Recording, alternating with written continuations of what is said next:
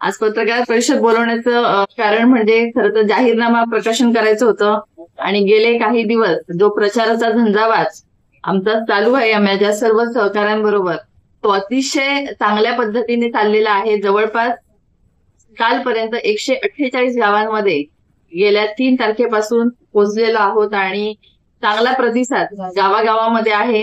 महिला भगिनींमध्ये अतिशय चांगला प्रतिसाद आहे.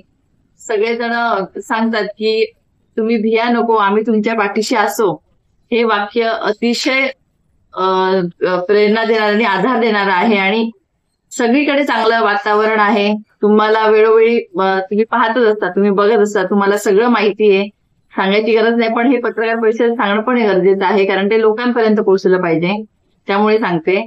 त्यामुळे ही अतिशय चांगली परिस्थिती आज मतदारसंघामध्ये आहे. सावंतवाडी, वेंगुर्ला, दोडामार्ग प्रत्येक ठिकाणी, काही ठिकाणी आम्हाला दिसलं की लोकांमध्ये काही नाही, प्रत्येक गावामध्ये दिसलं की लोकांमध्ये प्रचंड नाराजी आहे आणि काही ठिकाणी दिसलं की लोकांमध्ये एवढी नाराजी आहे की त्यांना मतदान पण करायचं नाहीये. कालच्या न्यूज तुम्ही बघितल्या असतील. अशा बऱ्याच महिला भेटल्या की ज्यांना कंटाळलेल्या आहेत की आम्ही वैतागलोय, आम्हाला कोणत्या सोयी सुविधा नाहीये, आम्ही मतदानाला जाणारच नव्हतो, पण आता आम्हाला ऑप्शन मिळालाय आणि आम्ही मतदानाला आता जाणार आहोत. हे आम्हाला बघायला मिळालं. शेतकरी बांधवांच्या समस्या ह्या सगळ्या वर्षानुवर्ष त्याच आहेत. रोजगार, आरोग्य याच्यावर मी वर्षानुवर्ष 4-5 वर्ष तेच बोलते. त्यामुळे ह्या सगळ्या समस्या लोकांनी मांडल्या परत त्यानं.